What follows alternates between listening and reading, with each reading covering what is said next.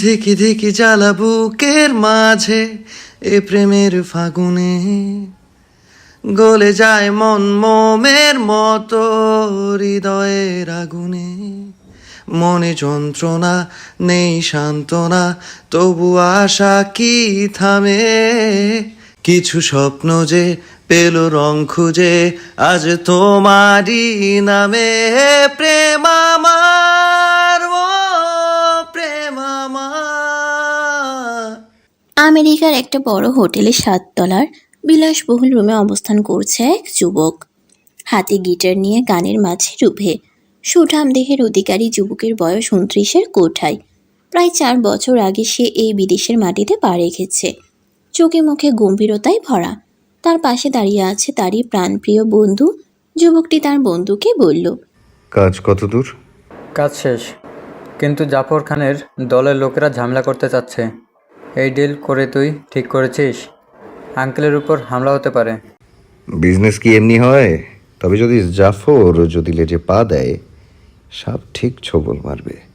Department থেকে call এসেছিল, তোকে জলদি। আমি জানি এদিকের মেয়াদ আমার শেষ, সেটাও জানি। 6 মাস থেকে দেশে আছিস, শেখ ম্যানশনে যাচ্ছিস না কেন? লুকিয়ে আছিস কেন?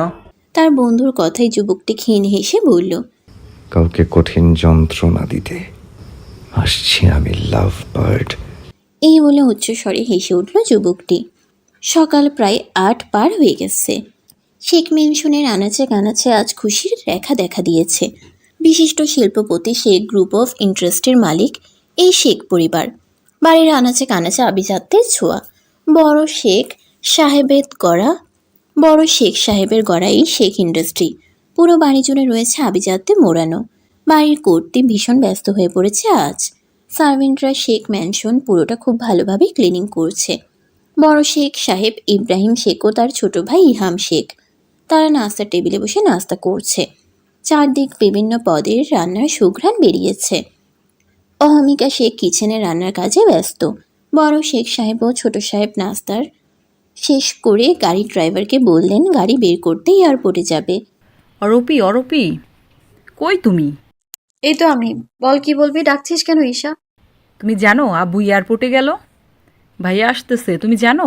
ছোট বোনের কথা শুনেই থমকে গেল অরু। এয়ারপোর্টে গেছে আব্বু, আর বড় আব্বু তাকে আনতে। তাহলে সে সত্যিই আসছে? আমাকে আবার জ্বালিয়ে শেষ করে দেওয়ার জন্য আবার আসছে? এইসব বলে বিড়বিড় করতে লাগলো। অতীত। অনু তখন সবেমাত্র 9-এ উঠেছে। আর এবারের একমাত্র ছেলে অনুভব শেখ। দেখতে 5 ফুট 9 ইঞ্চি লম্বা, উজ্জ্বল ফর্সা চেহারা, বাদামি রঙের চোখের মণি, এক কথায় সুদর্শন তাগড়া যুবক। পড়াশোনা করার জন্য শেখ মেনশনে সবাইকে জানায় সে মাস্টার্স দেশের বাহিরে করবে। এতে তার মা দ্বিমত পোষণ করেন। বাড়ির একমাত্র ছেলে, সে যদি বাইরে যায় তাহলে থাকলো কি এই বাড়িতে? কিন্তু অনুভব তো অনুভবই, যার নাকের ডগায় রাগ সব সময়। সবার মতের বিরুদ্ধে সে অ্যাপ্লাই করে। ভাগ্যক্রমে সুযোগ হয়। তার মা অহমিকা শেখকে কোনো রকম বুঝিয়ে রাজি করায়, কিন্তু অহমিকা শেখ শর্ত জুড়ে দেন। বিদেশে গিয়ে সেখানের হাওয়া লাগবে, ছেলের ঘরে ফিরতে চাইবে না। তাই ছেলে ঘরে ফেরার শক্তপোক্ত খুঁটি ঘাটতে চান। বেশ, তুই যেহেতু যাবি তাহলে এক শর্তে। কি শর্ত? ভ্রুকুচকে তাকিয়ে জিজ্ঞেস করলো, আরুকে বিয়ে করে যা। আরু এই পরিবারের মেয়ে, আর সবার আদরের ঘরের মেয়ে ঘরে থাকবে। আমি ইহামকে এই বিষয়ে বুঝিয়েছি, সে রাজি। তোর বাবাও তাই চায়। তাছাড়া আরুকে আমার অনেক পছন্দ, নিজের হাতে গড়ে তোলা। মায়ের এমন কথা শুনে অনুভবের চোয়াল শক্ত হয়ে যায়। কপালে বুড়ো আঙ্গুল দিয়ে স্লাইড করতে থাকে। ঠোঁট কামড়ে নিজেকে আটকাতে চায়। ফর্সা মুখ লাল হয়ে যায়, কিন্তু দমিয়ে রাখতে পারে না। পাশেই কাচের টেবিলে জোরে লাথি মারে। মুহূর্তেই ভিতরে সব ভেঙে চুরমার হয়ে যায়। গর্জে উঠে সে। তুমি কি পাগল মা? ওরও একটা বাচ্চা মেয়ে, তাকে আমার গলায় ঝুলাতে চাইতেছো? আমি কি পালিয়ে যাচ্ছি? তো কি হয়েছে? আরু এই শেখ বাড়ির মেয়ে, তার সমস্যা কই? তুই বিয়ে করে চলে যাবি, সংসার তো করছিস না। এটা সম্ভব নয়, করবো না বিয়ে, যা ইচ্ছে করো। তুই যদি বিয়ে না করে যাস তাহলে তুই আমার মরামুখ দেখবি। মায়ের এমন কথায় অনুভব থমকে যায়। নিজেকে এই মুহূর্তে খুন করতে ইচ্ছে করে।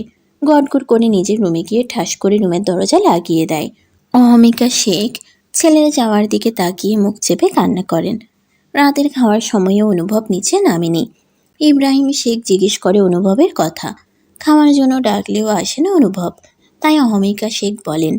তুই যদি না খাস আমিও খাবো না, এই বলে দিলাম। মিনিট 10 পর অনুভব দরজা খুলে মায়ের কাছে গিয়ে বসে। অনুভব বলে, তোমরা যা চাও তাই হবে, নিজের ক্ষতি করো না। ছেলের কথা শুনে অহমিকা শেখ ছেলের দিকে তাকালো। ছেলে তার মায়ের খুশির জন্য বলতেছে সে বুঝতে, কিন্তু কিন্তু পিছু পা হটা যাবে না। আজ না বুঝলেও একদিন ঠিক বুঝবে, তাই আগামীকাল ঘরোয়াভাবে কাজে ডাকবেন। অনুভব খেয়ে কোনো দিক না তাকিয়ে নিজের রুমে চলে যায়। অন্ধকার শুনশান ঘরে ব্যালকনিতে বসে নিকোটিনের ধোঁয়া ওড়াতে ব্যস্ত অনুভব। আমার সাথে কেন জড়িয়ে যাচ্ছিস সরু? তোকে ভালো থাকতে দিব না আমি, শুনছিস তুই? দিব না ভালো থাকতে, বলতে থাকে। তখনই অনুভবের ফোন আসে। রিসিভ করেই বলে, আমি কাল আসছি, সব রেডি আছে, এটুকু বলে ফোন কেটে দেয়। পরের দিন সকাল থেকে শেখ ম্যানশনে ছোটোখাটো আয়োজন করা হয়। পিছিয়ে উড়ু কিশোরী মন অনুভবকে ঘিরে চারদিকে রঙিন। সে বুঝতে পারছে না তার সাথে আগামীতে ঠিক কী হবে। ছোট উরুকে শাড়ি পরিয়ে সুন্দর করে সাজিয়ে দেয় অহমিকা শেখ। তার পাশে বসা অনুভবের ছোট বোন ঈশা, তার থেকে 2 বছরের ছোট।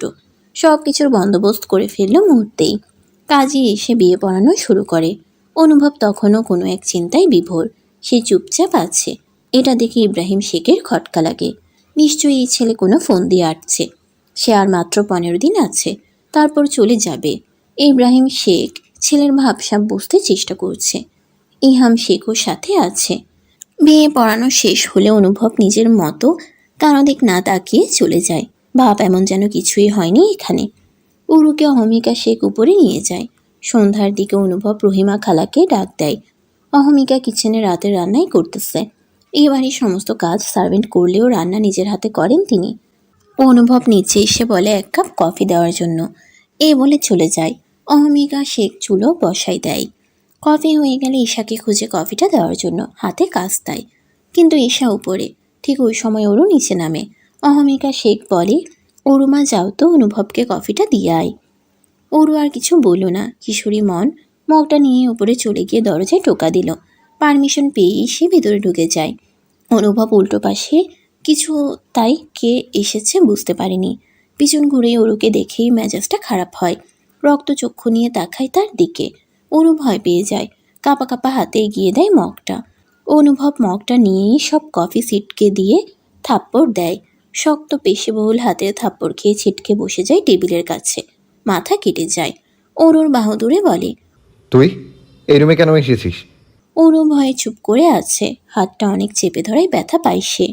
ফুপিয়ে ওঠে। আবার অনুভব বলে, কেন এসেছিস তুই? কখনো আসবি না এই রুমে, আমি মানি না তোকে, বুঝতে পেরেছিস? একটা কথা মাথায় ঢুকিয়ে নে, কখনো আমার সামনে আসবি না। অনুভবের রাগ দেখে অরু ভয়ে কুঁকড়ে যায়। সে কখনো তার অনুভব ভাইকে এভাবে রাগতে দেখেনি। তার শরীর কাঁপুনি দিয়ে ওঠে। নিজেকে সামলাতে পারে না। তার চোখ বন্ধ হয়ে আসছে। গরম কফি হাতের উপর পড়ে ফোসকা ফুটে গেছে। মাথা ঘুরে পড়ে গেল ছোট্ট অরুণিকা। অনুভবের চিৎকারের আওয়াজে শুনেই অহমিকা শেখ ছেলে রুমে যায়। অরুর অবস্থান দেখে আতকে ওঠেন তিনি। অহমিকা শেখ এগিয়ে গিয়ে অরুকে ধরে। ছোট অরুর অবস্থা দেখে কলিজা কেঁপে ওঠে। তাদের ভুলের জন্য মেয়েটার এই অবস্থা। অহমিকা শেখ ছেলের কাছে গিয়ে বলে, তোর থেকে এটা আশা করি নাই অনুভব। আরও তো ছোট, ভুল আমরা করেছি। সেই রাগ তুই ওই মা মরা বাচ্চা মেয়েটার উপরে ঝাড়লি। বলে একটা থাপ্পড় দিয়ে বেরিয়ে যায়। অচেতন অরু বিছানায় পড়ে অহমিকার পাশে। মেয়ের অবস্থা দেখে তিনি ঠুকরে কেঁদে ওঠে। অরুর গা আগুনের মতো গরম হয়ে যায়। ডক্টর এসে দেখা যায়, মাথায় ব্যান্ডেজ করে দেয়। সে রাতেই অনুভব চলে যায় আমেরিকা। বর্তমান অরুণিকা শেখ, এই শেখ ম্যানশনের বড় রাজকন্যা সে, এবং ইহাম শেখের একমাত্র মেয়ে অরুণিকা শেখ। এবার ইউনিভার্সিটিতে ভর্তি হয়েছে, ইংরেজি বিভাগে। দুধে আলতা গায়ের রং, যেমন সুন্দর তেমন ঘন কালো রেশমি চুলের অধিকারিণী। নাকের উপর বাদামি রঙের তিল জলজল করছে। সবার অতি আদরের এই অরুণিকা শেখ। অরুণিকা তাড়াতাড়ি রেডি হচ্ছে, কারণ আজ তার ভার্সিটির প্রথম দিন সে কোনো রকম লেট করতে চায় না। তার ফোনে একটা কল আসলো দেখেই মুচকি হেসে ফোন তুলে ও পাশ থেকে বলল, তুই কই ররু, কখন আসবি? এই তো আসছি, তুই কই? আমি তো মাত্র আসলাম, তোকে খুঁজতেছি, তুই নাই, জলদি আয়। আচ্ছা আমি আসছি বলে রেখে দিলাম। ওরও রেডি হয়ে নিচে অহমিকা শেখকে ডাকতে লাগলো। তার ডাকে কিচেন থেকে বের হয়ে আসলেন তিনি। কি হয়েছে, চেঁচাচ্ছ কেন? ওরও বলল। তুমি ভুলে গেলে বড় আম্মু, আজ আমার প্রথম দিন ইউনিভার্সিটির। অহমিকা শেখ জিহবা কাটলেন। ইস, তিনি তো ভুলেই বসেছেন। ওরও চোখ ছোট ছোট করে বলল। আচ্ছা বড় আম্মু, সত্যি করে বলো তো, তুমি কি সত্যি ভুলে গিয়েছিলে? আরে না, আমার রাজকন্যার কথা কি ভুলতে পারি? তাড়াতাড়ি নাস্তা শেষ করো। এই বলে নাস্তার টেবিলে বসিয়ে দিয়ে নাস্তা আনলেন। খাওয়া শেষে অহমিকা শেখকে বলল। দোয়া করো, আমি আসি এখন। আচ্ছা মা, সাবধানে যেও। ওরও বেরিয়ে গাড়িতে উঠে পড়ল। ইব্রাহিম শেখ ড্রাইভারকে বলে গিয়েছেন তার ভার্সিটি নিয়ে যাওয়ার জন্য। ইব্রাহিম শেখ এয়ারপোর্টে প্রায় 15 মিনিট যাবৎ দাঁড়িয়ে আছে। রীতিমতো তিনি বিরক্ত হচ্ছেন। আমেরিকার ফ্লাইট আরও 20 মিনিট আগেই ল্যান্ড করেছে, কিন্তু যার জন্য অপেক্ষা সে কই। ইব্রাহিম শেখ কাঙ্ক্ষিত নম্বরে ফোন লাগায়। 3-4 বার রিং হয়। ওপাশ থেকে রিসিভ হওয়া মাত্রই ইব্রাহিম শেখ বললেন। কই আছো তুমি? ওপাশ থেকে বলল। ফার্ম হাউসে আসছি। তুমি দেশে এসে আগে ফার্ম হাউসে কেন গিয়েছো? তোমার মাঝে পৌঁছে বসে আছে। আর কিছু বলল না, শুধু বলল কাজ আছে বলে ফোন কেটে দিল। ছেলের এমন তাড়ামি দেখে ইব্রাহিম শেখ অফিসের দিকে যায়। ওরু ভার্সিটি এসে অতি পরিচিত মুখে দেখা পেয়ে যায়। ওরু দৌড়ে যায় তার কাছে গিয়েই ফারহা অভিযোগের সুরে বলল। এত লেট করলি কেন রু? আমি সে কখন থেকে ওয়েট করছি। ফারহা মেয়েটা ইন্টার পড়াকালীন বান্ধবী। কলেজ শেষ করে ভার্সিটির অ্যাডমিশন নেয়। ভাগ্যক্রমে একই ভার্সিটিতে চান্স হয়ে যায়। আরে আর বলিস না, রেডি হতে লেট হয়ে গেল। চল এখন। তারা ক্লাসের দিকে যায়। সামনে এগিয়েই যেন কারোর সাথে ধাক্কা লেগে যায়। ওরু আর ফারহা তাকিয়ে দেখে একটা লম্বা চওড়া ছেলে, বারবি চুলের পিছনে ছোট ছুটি। সরি ভাই, আসলে খেয়াল করিনি। It's okay. তাদের দেখে বলল। কোন ইয়ার? জি, ফার্স্ট ইয়ার, ইংরেজি ডিপার্টমেন্ট। বাম পাশে গিয়ে সোজা 3 তলায়। এই বলে ছেলেটি চলে যায়। ফারহা অবাক চোখে তাকায় এই ছেলের এত ভাব। ওরু তাড়া দিয়ে বলল। চল তাড়াতাড়ি। রুমে গিয়ে প্রথম সারিতে বসে পড়ে। একটু পরেই প্রিন্সিপাল স্যার আসলেন। ডিপার্টমেন্টের সব টিচারের সাথেই পরিচয় করিয়ে দিলেন। আজ যেহেতু প্রথম দিন ছিল তাই ক্লাস হয়নি। ফারহা খেয়াল করলো ওরু অনেকক্ষণ যাবৎ আনমনে কি যেন ভাবছে। তাই ফারহা ওরুকে মৃদু ধাক্কা দিয়ে বলে। অরু, এই অরু, কই হারাইলি? কখন থেকে ডাকছি, শুনছিস না? হ্যাঁ, কি বল, শুনছি তো। শুনছি মানে? চল, আজ আর ভার্সিটিতে কাজ নেই, চল পুরো ভার্সিটি ঘুরে দেখি। কিন্তু তুই কোন গ্রহে কিসের ভাবনায় ঘুরছিস? কোথাও ঘুরছি না মেরি মা, চল এখন। দুজনে ডিপার্টমেন্ট থেকে বের হয়ে নিচে আসলো। পুরো ভার্সিটি চক্কর দিল। তাদের সামনে সেই সকালে ছেলেটাকে দেখতে পেল।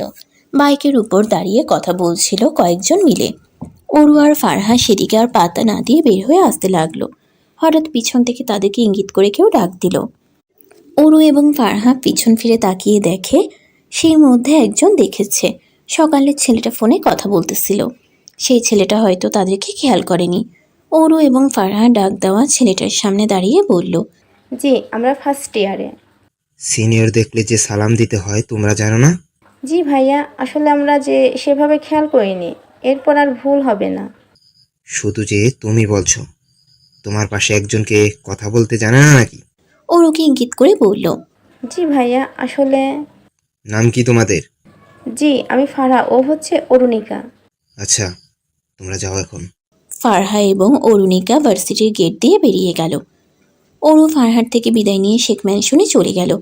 কলিং বেল বাজাতে একজন সার্ভেন্ট দরজা খুলে দিলেন। ওরু সামনে থাকা রহিমাকে জড়িয়ে ধরল। রহিমা এই বাড়িতে অনেক বছর যাবৎ কাজ করেন। ওরুকে অনেক ভালোবাসেন তিনি। কেমন গেল আমাগো অরু মায়ের ভার্সিটির প্রথম দিন? সব মিলে ভালো। আমি ফ্রেশ হয়ে আসছি, তুমি খাবার রেডি করো খালা। এই বলে সে উপরে যাওয়ার জন্য পা বাড়ায়। অহমিকা শেখ ওরুকে দেখা মাত্রই বলল। আরু মা, ফিরেছিস? জি বড় মা, আমি ফ্রেশ হয়ে আসছি। আচ্ছা যা। ওরু নিজের রুমে এসে কলেজ ব্যাগটা টেবিলের উপর রেখে টপ আর একটা প্লাজো নিয়ে ওয়াশরুমে ঢুকে যায়। চটজলদি গোসল করে মাথায় টাওয়াল পেঁচিয়ে বের হয়ে আসে। তার লম্বা ঘন চুলগুলো মুছতে মুছতে অনেক সময় লাগে, তাই গোসল করে টাওয়াল মাথায় পেঁচানো অবস্থায় ঘর থেকে বের হয়ে আসে। নিচে ড্রয়িং রুমে অহমিকা শেখকে দেখতে পেয়ে নিচে চলে আসে। নিচে নেমেই চোখ পড়ে পাশে সোফায় বসা পুরুষদের দিকে। শক্ত চোখ মুখ করে তার দিকে তাকিয়ে আছে। ওরু তাকে দেখে কেঁপে ওঠে যেন। পাশে রয়েছে অচেনা এক ছেলে। ওরু তাকে চিনল না। ইব্রাহিম শেখ ও ইহাম শেখও উপস্থিত হয়েছে। ইহাম শেখ মেয়েকে দেখে বলল। আর উমা কিছু বলবে? ওরও কিছু না বলেই আবার উপরে দৌড়ে চলে যায়। রুমে এসে বুকে হাত দিয়ে লম্বা দম নেয়। চোখ বন্ধ করলে আবার সে ভয়ঙ্কর রক্তিম চোখ জোরে ভেসে ওঠে। তাড়াতাড়ি চোখ খুলে ফেলে। কি ছিল ওই চোখে? আগুন? ড্রয়িং রুমে থমথমে পরিবেশ বিরাজ করছে। ইব্রাহিম শেখ ও ইহাম শেখ বসে আছে। অনুভব সামনে সিঙ্গেল সোফায় বসে ফোন দেখছে। পাশে দাঁড়ানো ছেলেটা সবকিছু দেখছে। কেমন যেন গুমোট হয়ে আছে সবকিছু। অহমিকা শেখ ছেলের আসার খবর পেয়ে ছুটে আসে। ইব্রাহিম শেখ বললেন, তোমার ফ্লাইট ল্যান্ড করেছে সকালে, তাহলে তুমি এখন আসলে কেন? আমি আর তোমার চাচ্চু মিলে যে গেলাম। অনুভব ভাবলিহীনভাবে জবাব দিল, কাজ ছিল। কি এমন কাজ ছিল? অফিসেও তো যাওনি, তাহলে ফার্ম হাউসে কেন গিয়েছিলে? তুমি আমাকে কাজ শেখাচ্ছ? অনুভব কিছু বলল না, দৃষ্টি তার ফোনের মাঝে আবদ্ধ। ইব্রাহিম শেখ ছেলের নীরবতা দেখে গর্জে ওঠে, বেয়াদব হয়েছ বাইরে থেকে, তাই না? এজন্য তোমায় বিদেশে পাঠিয়েছিলাম। অনুভব ফোন থেকে দৃষ্টি সরিয়ে বাবার মুখের দিকে তাকিয়ে বলল, আমি জোর করে গিয়েছিলাম। বলে উঠে দাঁড়ায়। অহমিকা শেখের দিকে তাকিয়ে বলল, মা। অহমিকা শেখ অনুভবের কাছে গিয়ে বলল, কিছু লাগবে বাবা? আমাকে এক গ্লাস ঠান্ডা পানি রুমে দিও তো। পাশে ফিরে বলল, আহান। ছেলেটির নাম আহান। অনুভবের ডাকে তার দিকে তাকালো। অনুভব ট্রলি নিয়ে উপরে উঠে যায়, সাথে তার বন্ধুটিকে নিয়ে। অহমিকা শেখ ছেলে যাওয়ার দিকে তাকিয়ে কিচেনে চলে গেল। দুপুরে খাওয়ার সময় সবাই উপস্থিত হলেও অরু সেখানে ছিল না। সেই যে রুমে ঢুকেছে আর বের হয়নি। মূলত অনুভবের মুখোমুখি হতে চাচ্ছে না সে ভয় পায় প্রচুর। রহিমা ওরু রুমে এসে খাওয়ার জন্য ডাকলে ওরু বলে, নিচে যেতে ইচ্ছে করছে না খালা, তুমি উপরে নিয়ে এসো খাবার। রহিমা আর কিছু বললেন না। বিকালবেলা ঈশা কোচিং থেকে বাসায় ফিরে ভাইয়ের রুমে যায়। অনুভব তখন ব্যালকনিতে দাঁড়িয়েছিল। ঈশা ভাইয়ের কাছে গিয়েই বলল, ভাইয়া। অনুভব পিছন ফিরে বোনকে দেখে কাছে ডাকলো। ঈশা কাছে যেতেই অনুভব বলল, কেমন আছিস বুড়ি? অনেক বড় হয়ে গেছিস। আমি ভালো আছি ভাইয়া, তুমি লেট করলে কেন? সকালে কতক্ষণ ওয়েট করছি তুমি জানো? আচ্ছা সরি, আবার একটু কাজ ছিল তাই তো দেরি হয়েছে। বলেই সে ঈশাকে নিয়ে রুমে গিয়ে 4টা লাগেজের মধ্যে একটা লাগেজ ঈশাকে দিয়ে বলে, এটা তোর, যা যা বলেছিস সব আছে, দেখে নিস। ঈশা সব কিছু দেখে বলল, অরূপুর জন্য কিছু আনোনি ভাইয়া? অনুভবের মুখভঙ্গি আগের মতো রাখলো। বোনের সামনে রাগ প্রকাশ করবে না সে। ঈশা এখনো ভাইয়ার দিকে তাকিয়ে আছে। তার জন্য এত কিছু আনলো, তার অরূপুর জন্য আনেনি কিছু? অনুভবের থেকে উত্তর না পেয়ে ঈশা ভাইয়া বলে ডাক দিল। অনুভব ঈশাকে দেখে বলল, রহিমা খালাকে বল আমি কফি চেয়েছি। ঈশা কিছু বলল না, তাই নিজের জিনিসপত্র নিয়ে নিজের রুমে যায়। রাতে ডিনারের সময় সবাই উপস্থিত আছে। ইহাম শেখ আজ রাতে ব্যবসার কাজে দেশের বাইরে যাবেন। তবে ইহাম শেখের মনের ভিতর ভয় কাজ করছে। অনুভব বাসায় আছেন, তিনি জানেন অনুভব কেমন রকচটা। 4 বছর আগের কথা ভেবেই তিনি কেঁপে ওঠে। মেয়েকে নিয়ে ভয়ে আছেন। ডাইনিংয়ে সবাই থাকলেও অনুভব আর ওরও এখনও উপস্থিত হয়নি। ইব্রাহিম শেখ বেজায় বিরক্ত হচ্ছেন ছেলের কর্মকাণ্ডে। অহমিকা শেখ রহিমাকে বললেন ডেকে দিতে। রহিমা উপরে উঠতে নিলে অনুভব ঠক ঠক করে জানান দেয় সে আসছে। নিচে নেমে কোনো দিক না তাকিয়ে চেয়ারে বসে পড়ে। ঈশা ওরুকে ডাকলে ওরু নিচে অনুভবকে দেখে আর নিচে আসেনি। রহিমা ও অহমিকা শেখ খাবার পরিবেশন করছেন। ঈশাকে একা দেখে ইব্রাহিম শেখ বললেন, ওরু কোথায় ঈশা? আপু রুমে আছে, খাবার উপরে দিতে বলছে, তার নাকি অনেক পড়া আছে। ইব্রাহিম শেখ আর কিছু বললেন না। তবে অহমিকা শেখ বুঝতে পারছেন তার ছেলের জন্য আসছে না সে। অনুভব সব কিছু শুনল, কিন্তু তার কোনো ভাব প্রতিক্রিয়া নেই। নিজ মনে মাথা নিচু করে খাচ্ছে। আশেপাশে তার কোনো মন নেই যেন। খাওয়ার মাঝে ইব্রাহিম শেখ ছেলেকে উদ্দেশ্য করে বললেন, তোমার চাচ্চু তো কয়েক মাসের জন্য দেশের বাইরে যাচ্ছে, তাছাড়া আমি একা হিমশিম খাচ্ছি। অনুভব খাওয়া বাদ দিয়ে বাবার দিকে তাকালো। গ্লাস নিয়ে পানি খেয়ে বলল, আচ্ছা। নতুন ক্লায়েন্ট আগামীকাল আসবে, তুমি যাবে সেখানে। কাল আমার সময় হবে না, তুমিই যেও। ছেলের কথা ইব্রাহিম শেখ খেপে গেলেন। রাশভারী কণ্ঠে বললেন, তোমার কি সবকিছু ছেলে খেলা মনে হয়? আমার সব কিছু ছেলে খেলা মনে হয় না বাবা, তবে তোমরা আমার সাথে ছেলে খেলা করেছো সেটা নিশ্চয়ই জানো। ইব্রাহিম শেখ দমে গেলেন। এখানে আর কিছু না বলাই ভালো। অনুভব খাবার ছেড়ে গটগট পায়ে উপরে চলে গেল। অহমিকা শেখ ছেলে যাওয়ার দিকে তাকিয়ে রইল। খাওয়া দাওয়া শেষে ইহাম শেখ মেয়ের রুমে নক করেন। ওরও তাকিয়ে দেখে তার বাবা, তাই ভেতরে আসতে বলল। ইহাম শেখ ভিতরে এসে মেয়ের কাছে বসে বলে, পড়াশোনা কেমন চলছে মা? আলহামদুলিল্লাহ ভালো। খেয়েছো কিছু? না আব্বু, খাবো, পড়াটুকু শেষ করে নি। আচ্ছা শোনো, আমি কিছুদিনের জন্য বাইরে যাচ্ছি, নিজের খেয়াল রাখবে, কিছু লাগলে আমাকে ফোন দিবে, বুঝেছো? জি আব্বু। ইহাম শেখ আর কিছু বললেন না। মেয়ের ঘর থেকে বের হয়ে গেলেন, তার ফ্লাইট আছে। ঈশা ওরু রুমে আসলো হাতে একটা চকলেট বক্স নিয়ে। তার ভাই অরুপির জন্য না আনলেও সে তো অরুপিকে রেখে খাবে না। আর ওরু অনেক চকলেট পছন্দ করে, তাই চকলেট এনেছে সে। ঈশা ওরুর কাছে এসে বলল, জানো আপু, ভাইয়া আমার জন্য অনেক কিছু এনেছে। ওরু ঈশার কথাই ছোট করে জবাব দেয়। ভালো। ঈশা চকলেট বক্সটা ওরুর দিকে এগিয়ে দিয়ে বলে, তোমার জন্য আমি এনেছি আপু। ভাইয়া ভুলে গেলেও আমি তো ভুলিনি। ওরু জবাব দেয় না। ওই লোকের আনা কোনো জিনিস সে নিবে না, কিন্তু ঈশাকে না বলতেও পারছে না। হাত বাড়িয়ে চকলেট বক্সটা নেয়। ঈশা আর থাকলো না ওরুর ঘর থেকে বের হতে নিবে, তখনই অনুভব ডাক দেয় ঈশাকে। ঈশা ভাইয়ের ডাক শুনে ভাইয়ের রুমে যায়। অনুভব ল্যাপটপ নিয়ে ছোট ডিভানের উপরে বসে। ঈশা আসা মাত্রই বলল লাগেজ আনতে। ঈশা ভাইয়ের আদেশ মতো লাগেজ নিতে যাবে, চোখ যায় লাল রঙের এক লাগেজের উপর। ঈশা খেয়াল করলো এটা তো বিকালে সে দেখেনি, কখন আনলো এটা। হাত দিয়ে ধরতে নেবে, অনুভব বলে ওঠে, ওটা ধরবি না, ওটা আমার পার্সোনাল জিনিসপত্র আছে, ব্লু কালারটা নিয়ে আয়। ঈশা ভাইয়ের কথা মতো ব্লু কালার লাগেজ এনে দেয়। অনুভব লাগেজ খুলে সবার জন্য আনা গিফটগুলো বের করে। ঈশা ভাবে হয়তো এখানে অরূপীর জন্য হয়তো কিছু আছে, কিন্তু সে নিরাশ হয়। তার ভাই আসলে কাঠখোট্টা স্বভাবের। অনুভব একে একে সব গিফট ঈশাকে দিয়ে বলে সবাইকে দেওয়ার জন্য। ঈশা ভাইয়ের দিকে তাকালো। অনুভব বলল, কি হয়েছে? কিছু না ভাইয়া। তাহলে এখন যা এখান থেকে। ঈশা ভাইয়ার কথাই সেখান থেকে প্রস্থান করলো।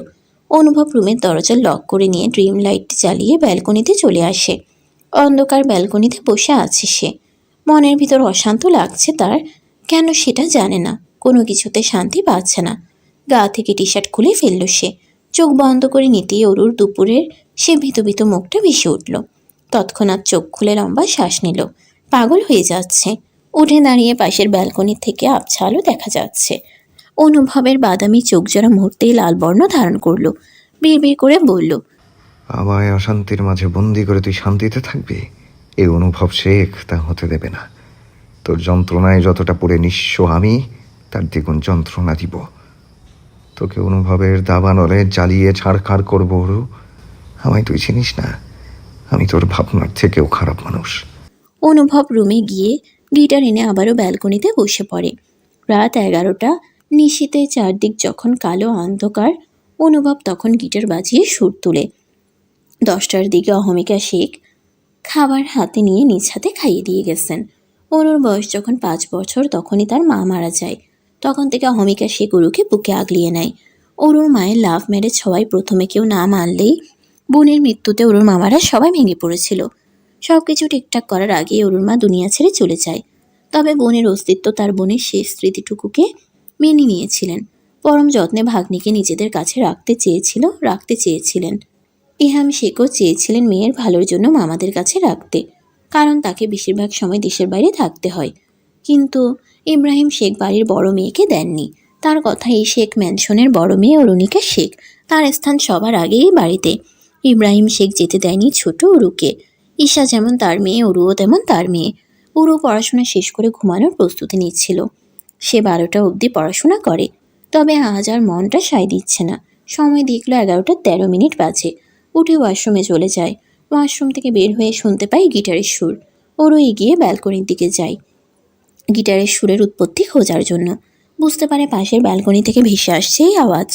মিনিট 5 সেখানে দাঁড়িয়ে দেখে সে পর্দার আড়ালে লুকিয়ে যায়। এটা যে অনুভব সে বুঝতে পেরেছে। অনুভব উঠে দাঁড়িয়ে পকেট হাতড়ে কিছু খুঁজে বের করে লাল ঠোঁটে বন্দি করে নেয়। লাইট জ্বালিয়ে সামনে ধরতেই ওরু দেখতে পায় অনুভবের রক্তিম চেহারাটা। অনুভব সিগারেটে আগুন জ্বালিয়ে আকাশের পানে তাকিয়ে ধোঁয়া ছেড়ে বলে, আমার এই বিভীষিকাময় পথের নিকোটিনের ছোঁয়া আর ওই দূর আকাশের ঘন কালো অন্ধকার সঙ্গী। ধরনীর বুকে আধার কাটিয়ে ভোরের আলো চারদিকে ফুটে উঠেছে। অরুর ঘুম ভেঙেছে অনেকক্ষণ হয়। অরু দেয়াল ঘড়ির দিকে তাকিয়ে সময় দেখে নিল। 7টা বাজে। লেট করে ফেলেছে সে। আসলে রাতে ঘুমাতে ঘুমাতে লেট হয়ে গিয়েছে তার। রাতে যখন গিটারের আওয়াজ শুনতে পেয়ে ব্যালকনিতে দাঁড়িয়েছিল, অনুভব খেয়াল করছিল পর্দার আড়ালে দাঁড়ানো ছায়াকে। সেদিকে তীক্ষ্ণ দৃষ্টিতে তাকাতেই ওরও ভিতরেই ছুটে যায়। সে ধরা খেলো। বিছানায় এসে শুয়ে চোখ বন্ধ করে তার ঘুম ধরা দেয় না। ভিতর থেকে এক উত্তেজনার সৃষ্টি হয়। তারপর কখন ঘুমিয়ে পড়েছে সে জানে না। রাতের কথা ভেবে বিছানা থেকে উঠে পড়ল। দরজা খুলে বাইরে ছাদের দিকে পা বাড়ায় সে। ছাদে তার প্রিয় কিছু গাছ আছে, পানি দিতে হবে। যা রোদ শুরু হয়েছে, গাছগুলো কেমন জানি নেতিয়ে যায়। ওরও ছাদে উঠে পানির পাইপ টেনে নিয়ে মোটর অন করে পানি দিয়ে দেয়। আশেপাশে তার খেয়াল নেই। পানি দিতে দিতে ঈশা আসে, ছাদে হাতে একটা কফির মগ। ওরও একটু অবাক হয়। ঈশা কখনোই এত সকালে কফি খায় না, আর সে তো মাত্রই এলো। তাহলে ঈশা ছাদের দরজা থেকে এগিয়ে এসে বলল, অরূপী, তুমি উঠছো? আগে জানলে 2টো কফি আনতাম। দাঁড়াও একটু, আমি ভাইয়াকে দিয়ে তোমার জন্যও আনছি। এই বলে ঈশা ওরুকে ক্রস করে যেতে নেয়। ঈশার কথা শুনে ওরু যেন স্তব্ধ হয়ে যায়। ভাইয়া মানে এখানে অনুভব ভাই আসবে কই থেকে? পিছন ফিরে তাকাতেই দেখতে পাই সুঠাম দেহের অধিকারী পুরুষকে বুক ডাউন দিচ্ছে। এতে যেন হাত কাটা গেঞ্জিতে উগিয়ে দিচ্ছে হাতের মাংসর পেশিগুলো।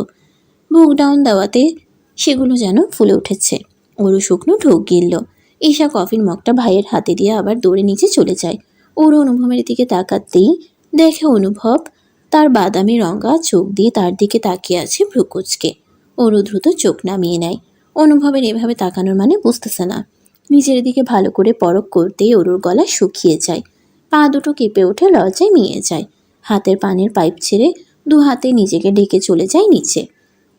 পাইপ অনুভবের দিকে তাকায়, পানি সোজা এসে তার শরীরে এসে পড়ে। মগ হাতে নিয়ে ভিজে একাকার সে। অনুভব বিড়বিড় করে বলে, যে আগুনে আমি জ্বলেছি সে আগুনে এই সামান্য পানি কিছুই হবে না। নিজের ভাবনাকে ধিক্কার জানিয়ে বলল। ননসেন্স। 2 মিনিটের মাথায় ছাদে আগমন হয় আহানের। অনুভব তাকে ডেকেছিল অফিসিয়ালি কিছু কাজের জন্য। ইব্রাহিম শেখ সরাসরি অনুভবকে বলেনি। ছেলের টেরামিতে তিনি অতিষ্ঠ, তাই আহানের কাছে সব বুঝিয়ে দিয়েছেন। কিছু নতুন ডিলের সাইন করতে হবে। চাইনা ক্লায়েন্ট আসবে, তাদের সাথে ডিল ফাইনাল করার জন্য। এর জন্য ইব্রাহিম শেখকে চট্টগ্রামে যেতে হবে।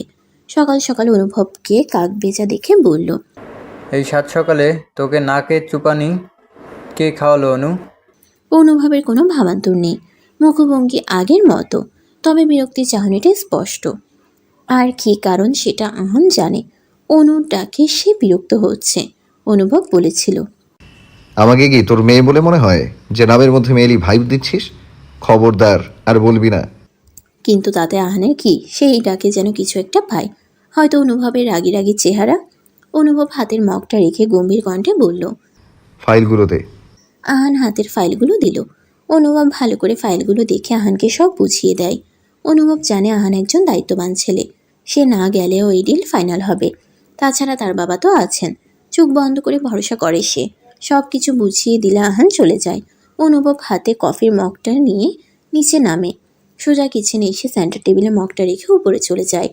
অনু নিজের ঘরে এসে লম্বা দম নেয়। কী লজ্জাজনক অবস্থা হয়েছিল। সে ঘুম থেকে নিজের দিকে না তাকিয়ে বের হয়ে গেছিল। ওরও নিজেকে ইচ্ছা করলো এখন 2টো মেরে দিতে, কিন্তু নিজেই নিজেকে কিভাবে মারবে সে? চোখে মুখে লজ্জা ভয় দেখা যাচ্ছে। সময় দেখে নিল 8টা বাজে, তার ক্লাস আছে। তাই ওয়াশরুমে ঢুকে যায় সে। 9টার দিকে অনুভব নিচে নামে। পরনে তার সাদা শার্ট, ইন করা ব্ল্যাক প্যান্ট, হাতে তার ব্র্যান্ডের ঘড়ি। অপরিচিত করা পারফিউমের সুঘ্রাণ নাকে আসতেই ওরু সিঁড়ির দিকে তাকায়। অনুভব আসছে নিচে। ওরও গতকাল সারাদিন নিচে না নামলেও আজ অহমিকা শেখের কাছে হার মানে। ইব্রাহিম শেখ বলে দিয়েছেন বাড়ির মেয়ে ডাইনিংয়ে না আসলে তিনি খাবার মুখে দিবেন না।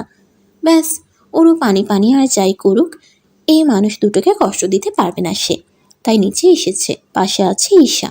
অনুভব ওরুর সামনাসামনি বসে প্লেট তুলে নেয়। রহিমা এসে অনুভবকে খাবার বেড়ে দেয়। ওরও মাথা নিচু করে খাচ্ছে। কোনো রকম খেয়ে ওরও উপরে চলে যায়। সময় কম, রেডি হতে হবে। অনুভব দেখল অরুর পাতের খাবারগুলো।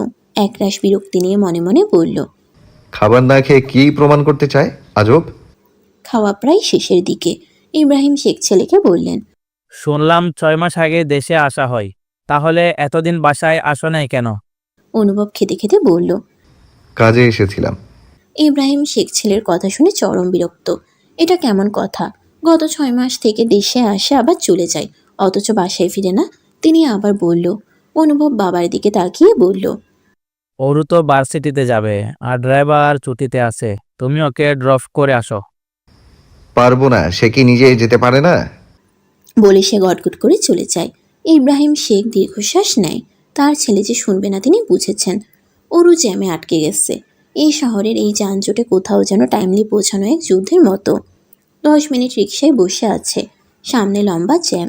ওরু ঘড়ির দিকে তাকালো। 10টা বাজতে 7 মিনিট বাকি। আজ আর টাইমলি যাওয়া হচ্ছে না। ওরু রিকশা থেকে নেমে ভাড়া দিয়ে পায়ে হেঁটে এগিয়ে গেল। ভার্সিটি আসতে আসতে 10 মিনিট লেট। সিঁড়ি বেয়ে ডিপার্টমেন্টের সামনে দাঁড়িয়ে বলল, may I coming sir? Permission পেয়ে ওরু ফারহার পাশে গিয়ে বসলো। এত লেট করলি যে? রাস্তায় প্রচুর জ্যাম ছিল। ফারহা আর কিছু বলল না। ক্লাস শেষে ওরু আর ফারহা ভার্সিটির মাঠে কৃষ্ণচূড়া গাছের নিচে যাচ্ছিল। প্রতিমধ্যে দেখা হয় সেই বারবি চুলওয়ালা ছেলের সাথে। ওরু তাকে দেখে সালাম দিয়ে বলল। আসসালামু আলাইকুম। ছেলেটি মাথা তুলে তাকিয়ে বলল, ওয়ালাইকুম সালাম। তোমরা কালকের মেয়ে দুটো না? ধাক্কা লাগলো যে। জি ভাইয়া। ছেলেটি উরুকে পরখ করলো পা থেকে মাথা অবধি। গোলগাল মায়াবী চেহারা, তার লম্বা ঘন চুল। ছেলেটা একটু হেসে বলল। আমি তাজবির খান। ওরু ফারহা জানতে পারল ইনি 3rd ইয়ারের ক্লাস টপার। আরও দু একটা কথা বলে তাসবির চলে যায়। ইব্রাহিম শেখ আহানকে সাথে নিয়ে নতুন ক্লায়েন্টের সাথে দেখা করতে গিয়েছেন। জাফর খানের দলবল আজ শেখ গ্রুপের অফিসে সকালের দিকে এসেছিল। চীনা ক্লায়েন্টের সাথে যেন দেখা না করে। জাফর খান ডিলটা হাতছাড়া করতে চায় না, তাই জাফর খান দলবল নিয়ে অফিসে যায়। আজও এসেছিল, সেটাই আহানের কাছে খবরটা পেয়ে অনুভব অফিসে আসে। 12টার দিকে অনুভব অফিসে এসেছে, তার বরদ্দাকৃত কেবিনে বসে আছে। অনুভব ফোন বের করে কিছুক্ষণ ফেসবুক ঘাঁটল। ল্যাপটপটা বের করে অফিসের কিছু হিসাব মিলানোর চেষ্টা করছিল। ওরও ফারহা ক্লাস শেষে ভার্সিটির প্রাঙ্গণে বসে আছে। তাদের সাথে আরও দুটো ছেলে মেয়ে যোগ দিয়েছে।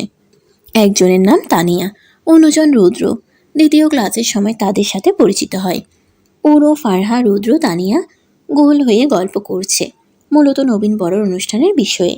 প্রিন্সিপাল জানিয়েছে 2 দিন পর তাদের নবীনবরণ অনুষ্ঠান, আর যে যেটা পারে পার্টিসিপেট করতে পারে। ফারহা ভাবছে 3 বান্ধবী মিলে একই শাড়ি পরবে। ওরও শাড়ির কথা শুনে না করে দেয়, সে শাড়ি পরবে না। এই শাড়ি 4 বছর আগে তাকে তছনছ করে দিয়েছে। কিন্তু ফারহা ছাড়বে না। তানিয়া ওরুকে বুঝাচ্ছে কেন পরবে না।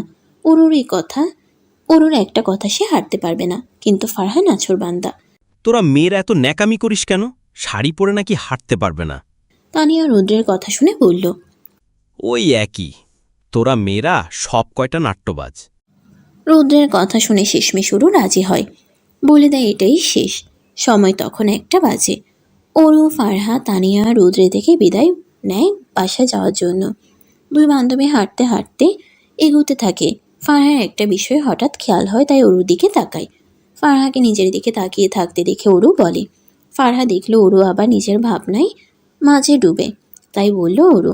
ফারহার কথা শুনে অরুণীকে অদ্ভুত চোখে তাকায়। বলে কি এই মেয়ে? রাগ নিয়ে বলে, এভাবে তাকিয়ে আছিস কেন? তুই কি আমার থেকে কিছু লুকাচ্ছিস ওরু? না তো, কেন? কিছু না। আচ্ছা চল কিছু একটা খেয়ে নে। হ্যাঁ বল। তুই শুনতে পাসনি? মন কই থাকে তোর? গত 2 দিন থেকে তুই কেমন আনমনা হয়ে যাচ্ছিস। ঘটনা কি? কোথাও প্রেম টেম করছিস নাকি? তুই কি পাগল হয়ে গেছিস? ফারহা আঙ্কেলকে বলবো পাবনা পাঠাতে তোকে। না করস কেন বেয়াদ্দপ মাইয়া? চল হালকা কিছু খাই। ওরু বুঝলো এই ফারহার হালকা খাওয়ার মানে ভর দুপুরে ফুচকা খাবে এখন। দুপুর 3টার দিকে অনুভব বাসে ফিরে এসেছে। ড্রয়িং রুমে পা দিতেই অহমিকা শেখ অনুভবকে বলল, মেয়েটা এখনো বাসায় ফেরেনি, তোর বাবাও তো আসেনি। তুই একটু খোঁজ নিয়ে দেখ তো বাবা, ইহা মতো নাই। মায়ের কথায় অনুভব বিরক্ত হলো। আমি দেখছি। বলে অনুভব আবার বাইরে চলে আসে। গাড়িতে উঠবে তখনই দেখতে পায় ওরু গেট দিয়ে শেখ ম্যানশনে প্রবেশ করছে। অনুভব মনে মনে বলল, বাসার মানুষ চিন্তায় মরছে আর উনি হেলে দুলে বাসায় ফিরছে। অনুভব ভিতরে চলে যায়। ওরু ড্রয়িং রুমে এসেই দেখতে পায় অনুভব সোফায় বসে আছে। অহমিকা শেখ ওরুকে দেখে বলল, এসে পড়ছিস, যা গিয়ে ফ্রেশ হয়ে নে। আচ্ছা বড় আম্মু? অহমিকা শেখ কিচেনে চলে যায়। বলে ওরও উপরে চলে যাওয়ার জন্য পা বাড়ালে অনুভব গম্ভীর কণ্ঠে বলে। দেরি হলো কেন? অনুভবের কথা শুনে ওরু চমকে যায়, পা দুটো থেমে যায় মুহূর্তে। লোকটা তাকে কিছু বলল? গলা শুকিয়ে আসছে যেন। এসেছে থেকে তাকে তো একটা কথাও বলেনি। মৃগী রোগীর মতো ছটফট করতে লাগে। অনুভব আবার বলল, দেরি কেন হলো? ওরু কি জবাব দিবে? গলা দিয়ে কথা বের হচ্ছে না যেন। কাপা কাপা কণ্ঠে বলল, ফ্রেন্ডের সাথে ছিলাম ভাইয়া। বলেই দৌড়ে উপরে চলে যায়। ফারহা বাসায় ফিরে ফ্রেশ হয়ে ফেসবুকে ঢুকলো। কাঙ্ক্ষিত আইডিতে ঢুকে মেসেজ দেখে মুচকি হাসলো। বেশ কয়েক মাস আগে একজনের সাথে অনলাইনে পরিচয় হয়, যা পরবর্তী সময়ে দুজনের মধ্যে প্রণয় ঘটে। ফারহা মেসেঞ্জারে ঢুকে কাঙ্ক্ষিত আইডিতে কল দিল।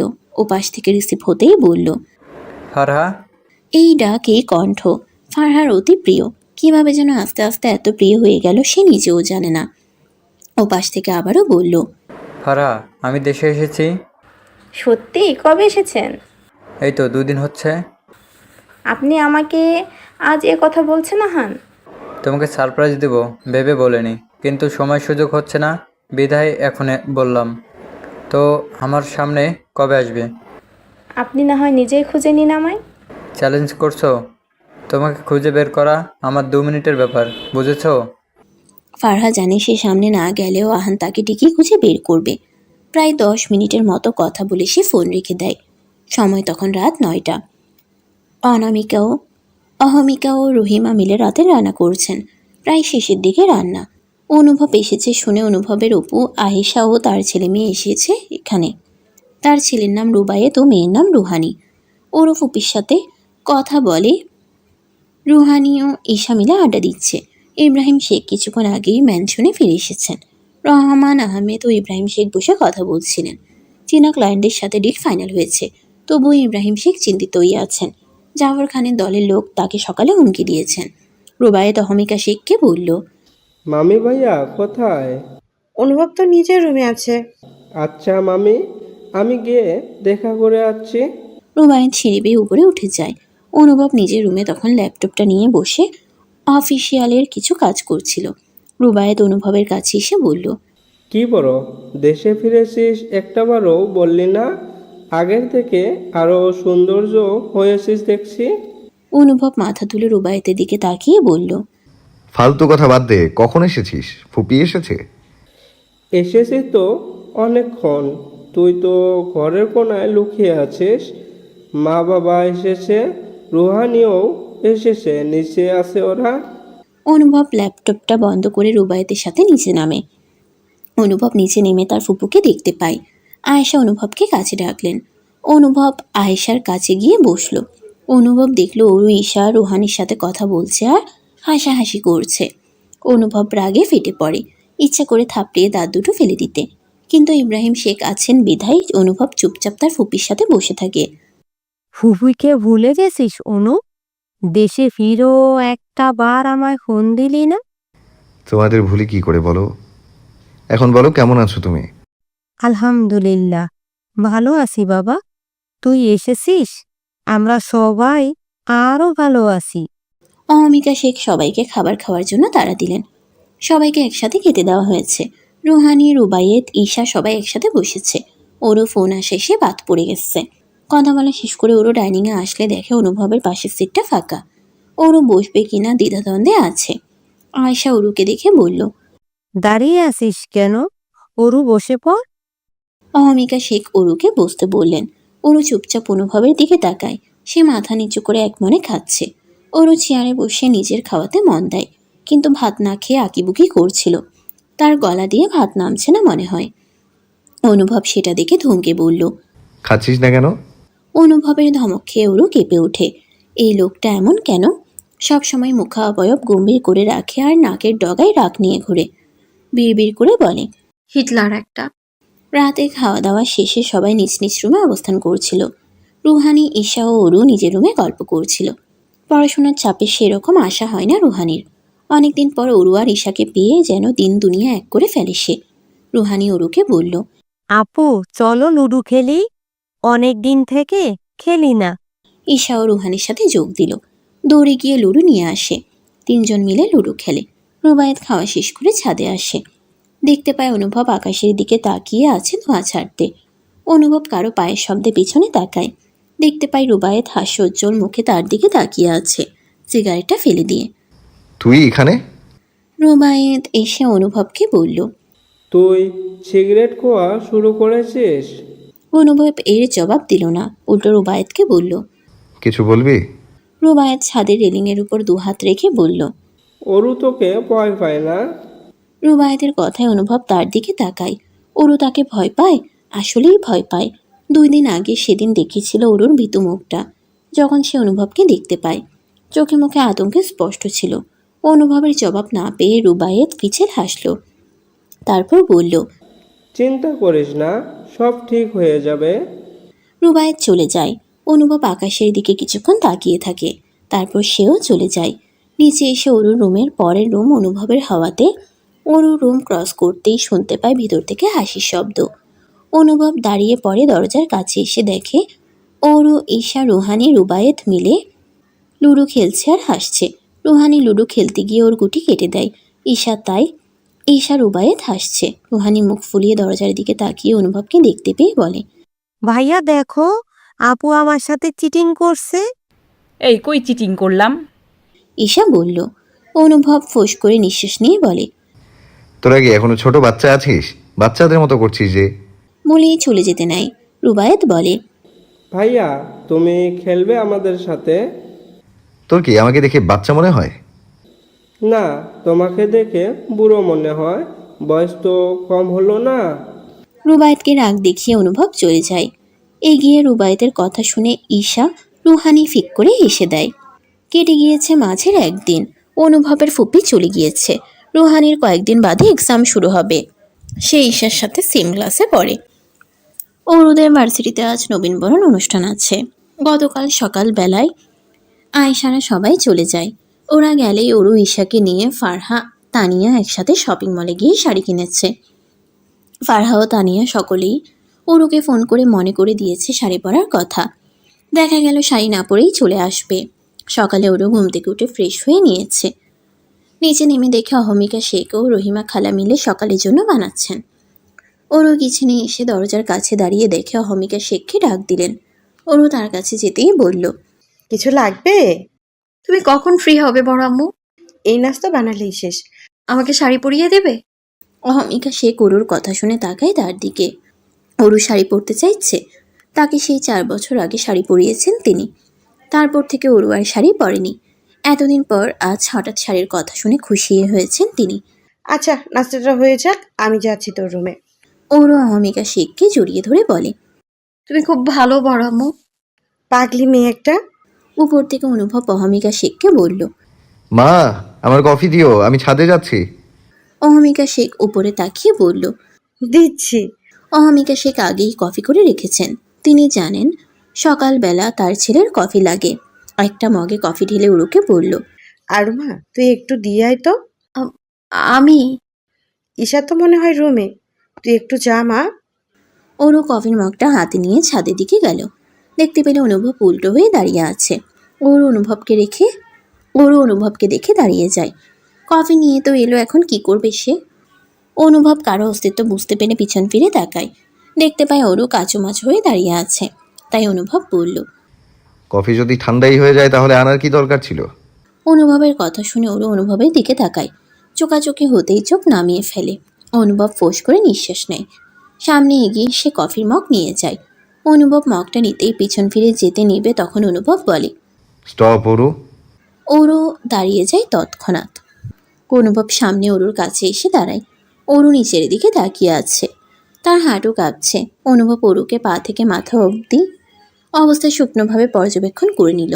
চোখে মুখে বিরক্তিকর ভাব ফুটিয়ে গটগট পায়ে মগ নিয়ে নিচে নেমে যায়। অরু সেখানে স্তব্ধ হয়ে যায়। পুরুষালী করা পারফিউমের ঘ্রাণ নাসারন্ধ্রে ছড়িয়ে যায়। চোখ বড় বড় করে তাকায়, জোরে শ্বাস ফেলে। হার্টবিট হয়তো হাঁটুরি পিটাচ্ছে যেন। সকালের নাস্তার টেবিলে সবাই বসে আছে। ইব্রাহিম শেখ অরুকে বললেন। অরু মা, ভার্সিটি কেমন লাগছে? ভালো লাগছে বড় আপু। আজকে তো নবীনবরণ অনুষ্ঠান আছে, একটু পরে রেডি হব। আচ্ছা, ভালো করে পড়াশোনা করো। নাস্তা শেষ করে অহমিকা শেখ অরুকে সুন্দর করে শাড়ি পরিয়ে দিলেন। শাড়ি পরানো শেষ হলে হালকা করে একটু সেজে নেয়, চোখে কাজল দিয়ে ঠোঁটে হালকা পিঙ্ক কালার লিপস্টিক দেয়, চুলগুলো ছেড়ে দিয়ে পিছনে গাছটা গুজে দেয়। ব্যাস এতেই অরুকে অপরূপ সুন্দর লাগছে। অহমিকা শেখ অরুর চিবুক ধরে মাথা তুলে বলে, মাশাল্লাহ, আমার আরুমাকে তো ভারী মিষ্টি লাগছে, একদম ফুলের মতো, কারো যেন নজর না লাগে। এই বলে তিনি অরুর কানের কাছে কাজলের টিকা দিয়ে দেন। অহমিকা শেখের কথা শুনে অরু বলল, কি যে বলো না বড় আম্মু, আমি দেখতে অতটাও সুন্দর না যতটা তোমরা বলো। তোমরা বানিয়ে বানিয়ে এক লাইন সময় সবসময় বেশিই বলো। অহমিকা শেখ হেসে ফেললেন, তার চোখে অভিজ্ঞতার দীপ্তি। তিনি বললেন, সৌন্দর্য শুধু চোখে দেখা যায় না মা, মন থেকেও আসে। যার মন সুন্দর তার মুখে এরকম আলো থাকে। এখন আমার ছেলে বুঝলেই হলো।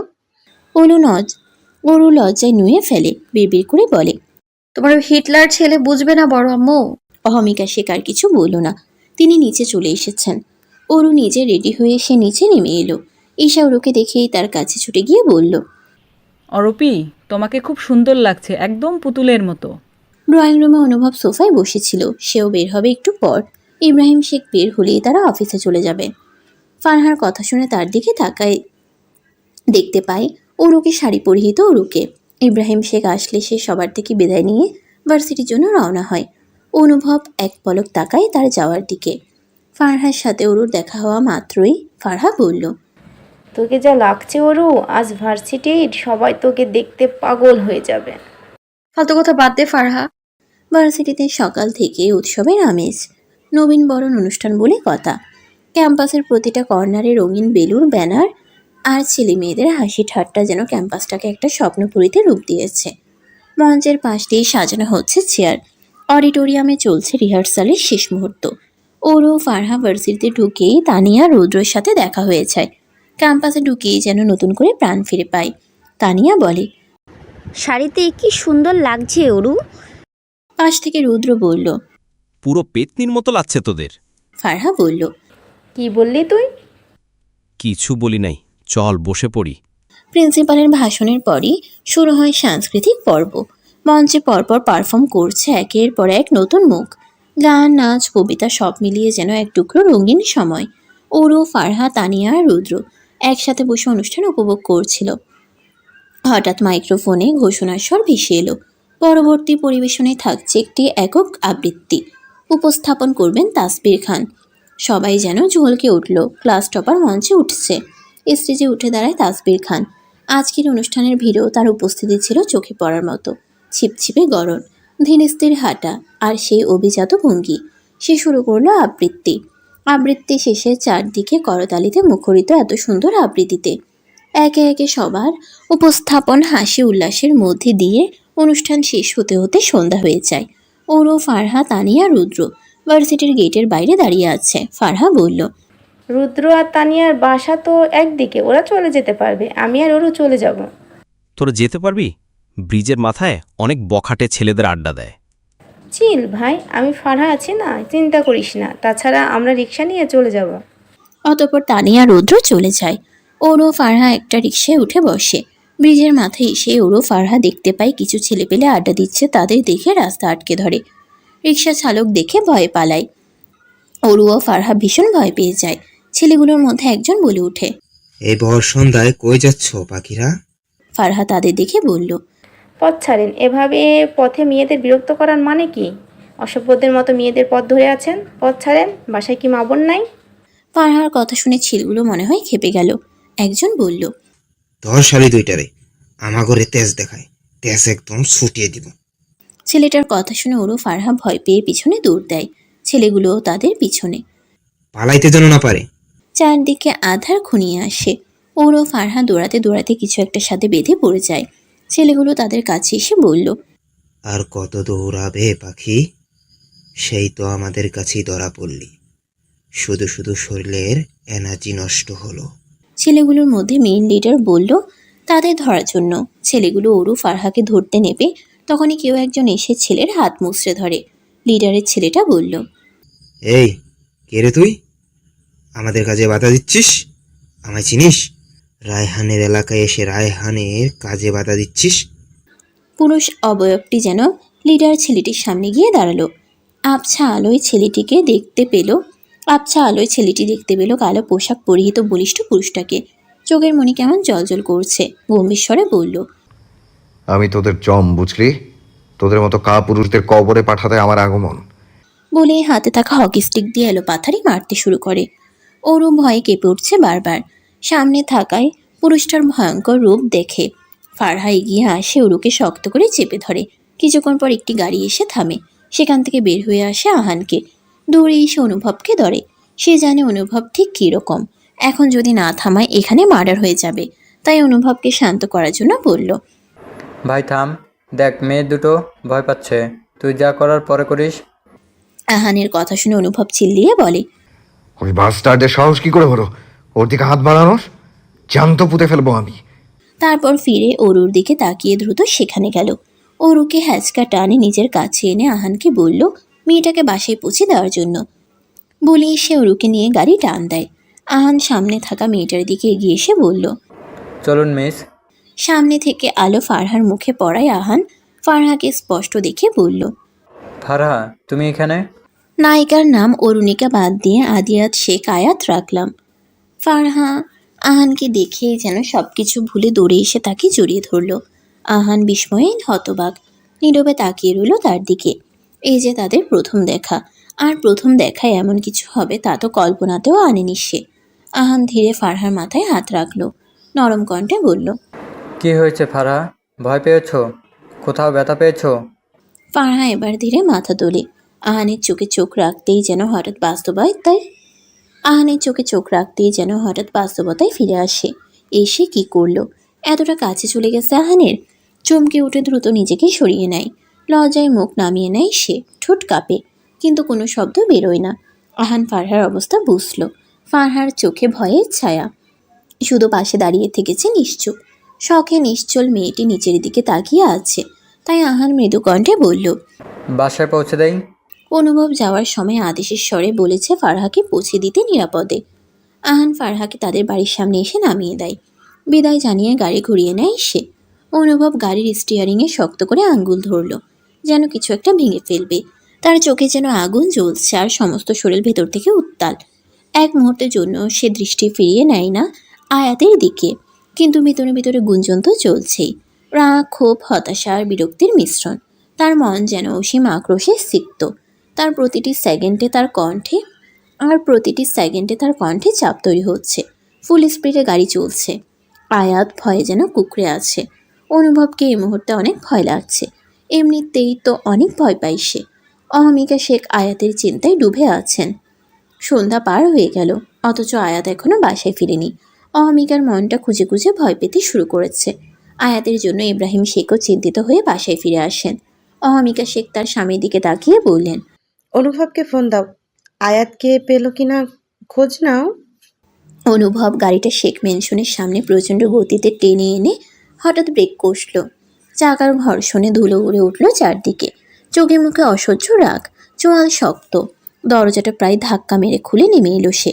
কোনো দিকে না দেখে সরাসরি গাড়ির অন্য পাশে গিয়ে আয়াতের দিকে দরজাটা ঝাঁকিয়ে খুলল। নাম? কণ্ঠে তার বজ্রধ্বনি। একটুও অপেক্ষা না করে শক্ত হাতে আয়াতকে টেনে গাড়ি থেকে নামিয়ে আনলো। চারপাশ যেন স্তব্ধ হয়ে গেল তার সেই প্রচণ্ড রাগের সামনে। চোখে রক্তে মোত্তাপ, যেন এক মুহূর্তেই সব পুড়ে ছারকার করে দেবে। ইব্রাহিম শেখ অনুভবকে ফোন দেওয়ার আগেই অনুভব আয়াতকে টেনে ড্রয়িং রুমে ঢুকে পড়ে। রাগে অগ্নিশর্মা হয়ে সে আয়াতের হাতটা এক ঝটকায় ছাড়িয়ে নেয়। আর এক মুহূর্তও দেরি না করে শক্ত হাতে একটা চোয়ার বসিয়ে দেয় গালে। প্রচণ্ড সেই শক্ত হাতের থাপ্পড়ে আয়াত ছিটকে গিয়ে পড়ে টেবিলের কাছে। বহু বছর পর এমন একটা চর খেয়ে যেন মাথাটা ঝাঁকুনি খেয়ে উঠল। চিনচিন করে ব্যথা ছড়িয়ে পড়তে লাগলো কপাল জুড়ে। অহমিকা শেখ ও ঈশা দৌড়ে আয়াতের কাছে ছুটে গিয়ে তাকে আগলিয়ে নেয়। ইব্রাহিম শেখ অনুভবের দিকে তাকিয়ে ক্ষিপ্ত হয়ে বলল, তুমি আয়াতকে মারছো কেন? অনুভব চিল্লিয়ে বলল, আমাকে প্রশ্ন করার আগে তোমাদের মেয়েকে বলো তার ফোন কোথায় থাকে। আমি আজ ঠিক সময় না গেলে কত বড় দুর্ঘটনা ঘটেছে তো তার কোনো আইডিয়া আছে? ইব্রাহিম শেখ কঠোর গলায় জানতে চান। কি হয়েছিল? অনুভব একে একে সব ঘটনা খুলে বলে। সব শুনে ইব্রাহিম ও অহমিকা শেখ আতঙ্কিত হয়ে পড়ে। অহমিকা শেখ আয়াতকে জড়িয়ে ধরে কান্না শুরু করেন। কত বড় বিপদ হতে যাচ্ছিল। তাই বলে তুমি ওকে এভাবে মারবে? পাগল হয়ে গেছো? ভুলে যাবে না ও এই শেখ পরিবারের বড় মেয়ে। আর সবচেয়ে বড় কথা, আয়াত কিন্তু এই পরিবারের বউ। ইব্রাহিম শেখের কথায় অনুভব এর প্রেক্ষিতে কিছু বলল না। গটগট করে উপরে উঠে যায়। অহমিকা শেখ আর ঈশা মিলে আয়াতকে নিয়ে তার রুমে দিয়ে আসে। আয়াত রুমে এসে আয়নায় স্পষ্ট দেখতে পায় গালে 5 আঙ্গুলের ছাপ স্পষ্ট। অভিমানে তার গাঢ় হয়, চোখে পানি আসে তার। রাতে খাওয়ার টেবিলে সবাই আসলেও আয়াত আসেনি। রুমে গিয়ে ফ্রেশ হয়ে শুয়েছে আর ওঠেনি সে। ইব্রাহিম শেখ ছেলের দিকে চাইলেন। অনুভব এক মনে কাঁদছে। ঈশা এসে জানায় আয়াতের প্রচণ্ড জ্বর এসেছে। ঈশার কথা শুনে অনুভব খাওয়া ছেড়ে উঠে দাঁড়ায়।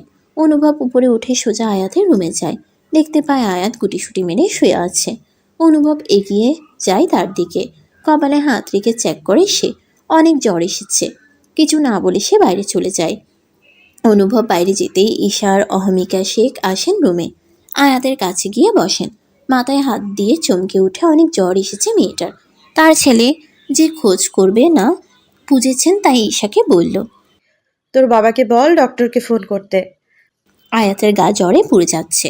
ঈশা দৌড়ে ইব্রাহিম শেখের কাছে যায়। রহিমা দ্রুত এক বাটি পানি এক শুকনো কাপড় এনে জলপট্টি দিতে থাকে। অন্ধকার একটি ঘর, নিঃশব্দ ঘুটঘুটে অন্ধকারে হারিয়ে গেছে সময়ের হিসাব। ঘরের একপাশে হাত পা বাঁধা অবস্থায় পড়ে আছে কয়েকজন যুবক। তাদের চোখে মুখে আতঙ্কের ছায়া। হঠাৎ খট করে দরজায় একটা আওয়াজ হয়। ভেতর থমকে যায় নিঃশ্বাসও। দরজা ধীরে ধীরে খুলে যায়। হলুদ আবছা আলোয় ভেসে ওঠে এক পুরুষ অবয়ব। দিনে দিনে সামনে এসে দাঁড়ায় সে। ভদ্র কণ্ঠে গর্জে ওঠে। কে ধরতে গিয়েছিলি আমার লাভ বার্ডকে? বল। কণ্ঠটা শুনেই যুবকরা কেঁপে ওঠে। সেই ভয়ানক গলার স্বর। একজন কাঁপা কাঁপা কণ্ঠে বলে ওঠে। ভুল ভুল হয়ে গেছে ভাই, প্লিজ আমাদের ছেড়ে দিন, আর কখনো এমন করব না। অনুভব হো হো করে হেসে ওঠে। হাসি থামিয়ে চোখ রাঙিয়ে বলে, আমাকে তোদের বলদ মনে হয়? হ্যাঁ, কি ভেবেছিলি তোদের ছেড়ে দেব? অনুভবের জিনিস ছোঁয়ার সাহস? এই অনুভবের জিনিস ছোঁয়া তো দূরের কথা, কেউ যদি আমার জিনিসকে শুধু অনুভব করতেও চায়, আমি ওর কলিজা টেনে বের করে আনবো।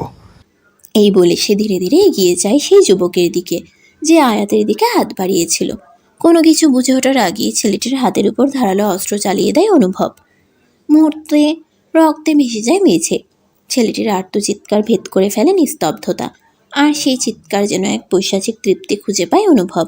বেশ কিছুক্ষণ পর আহান আসে। এসে অনুভবের এরূপ দেখে ভয় পায়। অনুভবের কাছে গিয়ে বলে, অনুভব, নো অনুভব, তুই এই মুহূর্তে এটা করতে পারিস না। অনুভব পিছন পিছন ফিরে আহানের দিকে তাকায়। তার এই তাকানোর চোখের দৃষ্টি বিদ্যুৎ চমকানোর মতো লাগে। কি আছে এই চোখে? আহান বলল, কে হয় তোর ওই মেয়ে? আমি যতদূর জানি সে তোর কাজিন। তাহলে? আহানের কথাটা শেষ করতে পারল না। তার আগে অনুভব স্লো ভয়েসে বলল, সে আমার এমন একজন, যারে এক জনমে ভালোবেসে ভরবে না এই মন। আহান বুঝল না হয়তো, তাই আবার বলল। কি হয় তোর? অনুভব গম্ভীর কণ্ঠে বলল। কেউ না। অনুভব বাসায় ফিরল রাত প্রায় 12টা। চুপচাপ ধীরে পা ফেলে সে টাওয়াল হাতে নিয়ে ওয়াশরুমে ঢুকে যায়। ক্লান্তি ঝেড়ে ফেলতে লম্বা একটা শাওয়ার নেয়। তারপর কালো ট্রাউজার আর টি শার্ট গায়ে জড়িয়ে সে নিজেকে কিছুটা হালকা অনুভব করে। নিজের রুম থেকে বেরিয়ে সোজা আয়াতের রুমের দিকে পা বাড়ায়। দরজাটা খোলা দেখে একটু অবাক হয়, কিন্তু কিছু না ভেবে এগিয়ে যায়। ঠিক তখনই দেখে রহিমা খালা আয়াতের পাশে বসে আছে। মুহূর্তেই পা থেমে যায় তার। ভিতরে না গিয়ে চুপচাপ দাঁড়িয়ে থাকে বাইরে। 10 মিনিট পর রহিমা খালা বেরিয়ে গেলে অনুভব নিঃশব্দে রুমে প্রবেশ করে। আয়াত ঘুমিয়ে আছে, নির্জীব শান্ত। অনুভব এক পলক তাকিয়ে থাকে। তার ইগল মতো তীক্ষ্ণ চোখ দেখে নেয় আয়াতকে। আয়াতের গাল যেন একটু লাল, অস্বাভাবিক লাল। অনুভব তৎক্ষণাৎ চোখ বন্ধ করে নেয়। চোখ খুলে ধীরে হাত বাড়িয়ে আয়াতের গালের উপর রাখে। গালের উত্তাপ বুঝেই যেন মুহূর্তেই হাত সরিয়ে নেয়। কিছু না বলে নিঃশব্দে রুম ছেড়ে বেরিয়ে যায় অনুভব। সকালের ঘড়িতে তখন 7টা। জনবহুল শহরের ব্যস্ত রাস্তাগুলোতে জীবনের গতি যেন নতুন করে ছুটতে শুরু করেছে। কর্মক্ষেত্রে পৌঁছানোর তাগিদে তরুণ থেকে মধ্যবয়সী মানুষগুলো ছুটছে রোজকার মতো। জীবিকার টানে যেন শহরটা জেগে উঠেছে। স্নিগ্ধ এই সকালে চারদিক ভরে গেছে পাখির কিচিরমিচির শব্দে। জানালার পাতলা পর্দা ভেদ করে সূর্যের আলো ধীরে ধীরে ঘরে ঢুকছে। সে আলো এসে পড়ল আয়াতের চোখে মুখে। সে অস্বস্তিতে মুখ কুঁচকে নিল। দুনিয়ার সবচেয়ে বিরক্তিকর বিষয়গুলোর একটা বোধহয় সেই সকালবেলার আলো। দুনিয়ার সবচেয়ে বিরক্তির বিষয়গুলোর একটা বোধহয় এই সকালবেলার আলো। হামি তুলে আড়মোড়া ভেঙে উঠতে চাইলেও পারল না আয়াত। মাথা ভার হয়ে আছে। আবারও ধীরে ধীরে বসে পড়ল। চোখে অদ্ভুত এক ঝাপসা ভাব। অস্পষ্ট গলায় ডাক দিল, মা। আরও 5 মিনিট চুপচাপ বসে রইল। ধীরে ধীরে নিজেকে সামলে নিল। জামা কাপড় নিয়ে ওয়াশরুমে গেল সে। গতকালের সারাদিনের ঘাম ধুলোবালিতে শরীরটা যেন ম্যাচম্যাচ করছে। মাথাটাও ভার ভার লাগছে। ভাবল গোসল করলে হয়তো একটু হালকা লাগবে। শাওয়ারের নিচে দাঁড়িয়ে গতকালের ঘটনাগুলো মনে করতে লাগলো আয়াত। কি হতে যাচ্ছিল তাদের সাথে। এক মুহূর্তেই গা ছমছম করে উঠল। ভাবনাগুলোকে ঝেড়ে ফেলে তাড়াতাড়ি চেঞ্জ করে বাইরে বেরিয়ে এলো। মাথা ভালো করে মুছে ভেজা তোয়ালেটা হাতে নিয়ে ব্যালকনিতে গিয়ে শুকাতে দিল। ঘড়ির কাঁটা তখন 8টা। আয়াত নিচে নেমে রান্নাঘরের দিকে গেল। দেখে অহমিকা শেখ ও রহিমা খালা একসাথে সকালে নাস্তার প্রস্তুতি নিচ্ছে। আয়াতকে দেখে অহমিকা শেখ এগিয়ে এসে বলল, আয়াত উঠে পড়েছিস তুই? জি বড় আম্মু। অহমিকা শেখ তার কপালে হাত দিয়ে জ্বর পরীক্ষা করে বললেন, জ্বর তো দেখছি না, কিন্তু এত সকালে গোসল করলি যে ঠান্ডা লেগে যেতে পারে। মাথাটা ভার লাগছিল আর গতকাল ধুলোবালিতে শরীরটা অস্বস্তিকর লাগছিল, তাই গোসল করলাম। এখন বেশ ফ্রেশ লাগছে। আচ্ছা তুই গিয়ে বস, আমি ডাইনিংয়ে নাস্তা করছি। বলেই অহমিকা ড্রয়িং রুমের দিকে ইশারা করলো। আয়াত একটু কুণ্ঠিত হলেও কিছু না বলে গিয়ে ড্রয়িং রুমে বসে পড়ল। উপর থেকে ঈশা নিচে নেমে এসে আয়াতকে দেখে তার পাশে গিয়ে বসলো। আপু, তুমি ঠিক আছো? জ্বর কমেছে? ঈশা প্রশ্ন করলো চিন্তিত গলায়। আমি ঠিক আছি ঈশা, জ্বরটাও এখন অনেকটাই কমেছে। শান্ত কণ্ঠে জবাব দিল আয়াত। একটু থেমে ঈশা আবার বলল, কাল ভাইয়া তোমায় থাপ্পড় দিয়েছে, অনেক ব্যথা পেয়েছিলে তুমি, তাই না আপু? আমার ভাইটা যে এমন কেন? আয়াত হালকা একটা হাসি দিয়ে মুখ ঘুরিয়ে নিচু গলায় বলল, যে ব্যথা গত 4 বছর ধরে নিঃশব্দে আমায় খেয়ে চলেছে, সেখানে এই সামান্য ব্যথা তো কিছুই না। ঈশা শুনতে না পেয়ে বলল, কিছু বললে তুমি? কই কিছু না তো। ডাইনিং টেবিলে অহমিকা শেখ নাস্তা পরিবেশন করছে। টেবিলে বসেছে ইব্রাহিম শেখ, অনুভব, ঈশা আর আয়াত। সকালে নাস্তা চলছে। নাস্তা খেতে খেতে ইব্রাহিম শেখ জিজ্ঞেস করলেন, রাতে কখন ফিরেছ? 12টার দিক। কেন? এত রাত করে ফিরো, বাইরে কি রাজ্য কায়েম করছো? শহরের অবস্থা ভালো নয়। ব্যবসার ক্ষেত্রে অনেক শত্রুপক্ষ আছে। সব বিষয়ে গাছাড়াবাদ বাদ দাও। অনুভব কিছু বলল না। আয়াত চুপচাপ টেবিলের একপাশে ঈশার পাশে বসে আছে। মেয়েটা মাথা নিচু করে খাবারের সাথে নাড়াচাড়া করছে।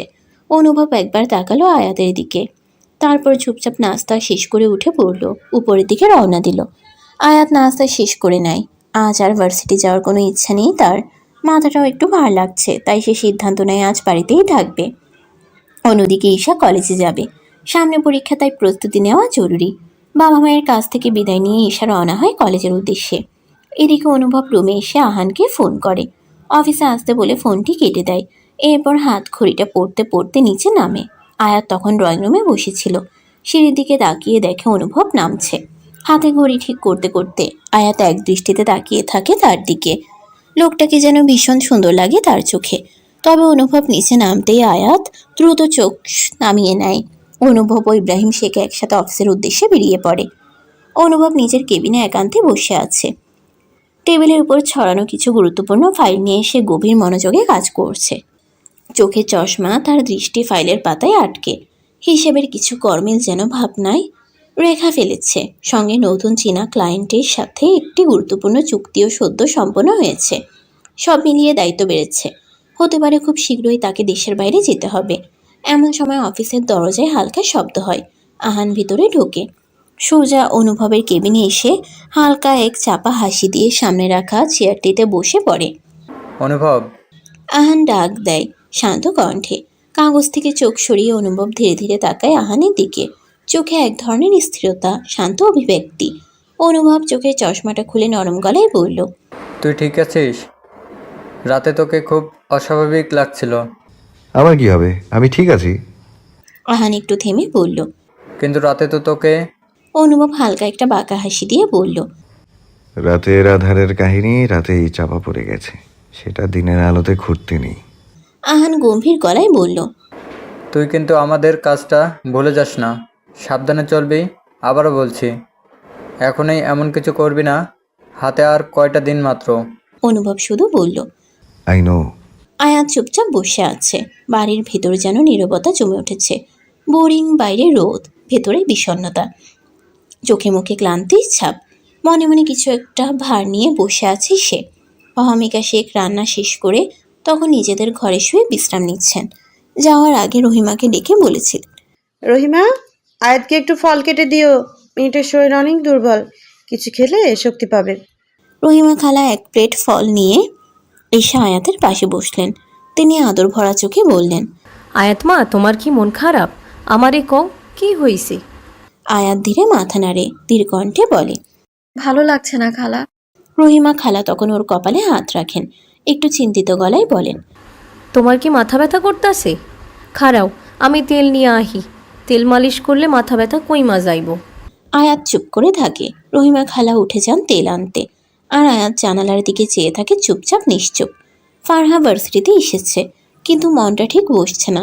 সকাল থেকে বারবার আয়াতকে ফোন দিয়েছে, প্রতিবারই একই উত্তর, মোবাইল বন্ধ। ভেবেছিল ভার্সিটিতে আসলেই দেখা হবে, হয়তো কিছুটা সময় একসাথে কাটানো যাবে। কিন্তু আয়াত আসেনি। কালকের ঘটনার পর আর আয়াতের খোঁজ পায়নি সে। তানিয়া কিংবা রুদ্ররও দেখা নেই। একা একা ক্লাস করতে করতে মনটা আরও ভারী হয়ে ওঠে। ক্লাস শেষে সে হাঁটতে হাঁটতে লাইব্রেরির দিকে যায়। দরজার সামনে এসে দেখে তাসবির বন্ধুদের সাথে দাঁড়িয়ে আছে। তারপর ধীরে ধীরে এগিয়ে গিয়ে সালাম দেয়। আসসালামু আলাইকুম ভাইয়া। তাসবির সালামের জবাব দিয়ে একটু অবাক হয়ে জিজ্ঞেস করে, তুমি একা? আয়াত আসেনি? ফারহা মৃদু স্বরে বলল, না ভাইয়া, আয়াতের শরীরটা ভালো না, তাই আসেনি। তাসবির কপাল কুঁচকে চিন্তিত মুখে বলে, আচ্ছা,